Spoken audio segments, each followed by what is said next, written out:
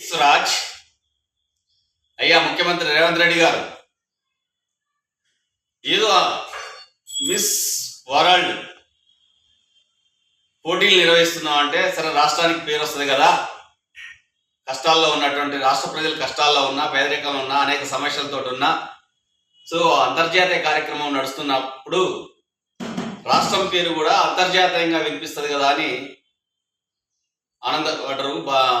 Okay అనుకున్నటువంటి సందర్భంలో ఏంది మాట, ఒక miss contest, Miss World contest బ్రిటన్కి చెందిన మహిళ మధ్యలోనే వాటి నుంచి విరమించుకొని తన దేశానికి పోయి తన పట్ల చాలామంది అసభ్యకరంగా ప్రవర్తించారని, నిర్వాహకులు మిస్బిహేవ్ చేశారని బాధ వ్యక్తం చేస్తూ చెప్పటం వల్ల అంతర్జాతీయంగా ఈ వార్త పోయింది. తెలంగాణ మాట అంతర్జాతీయంగా పోయింది.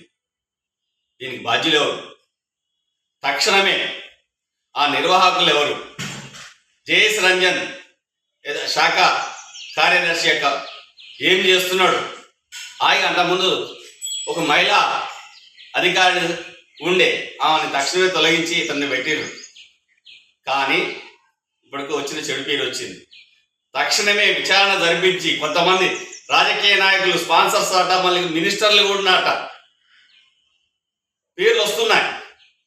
ఇది మన రాష్ట్రానికి పరువు ప్రతిష్టలకు సంబంధించిన అంశం కాబట్టి విచారణ చేసి బాధ్యులపై కఠిన చర్యలు తీసి తక్షణమే వారిని, అధికారులు అయితే సస్పెండ్ చేయడం, స్పాన్సర్స్ అయితే వారెవరో వాళ్ళ పేర్లతో సహా సమాజానికి చెప్పి వారిని పక్కకు తప్పించడం చేయాలని జై స్వరాజ్ పార్టీ డిమాండ్ చేస్తోంది. జై స్వరాజ్.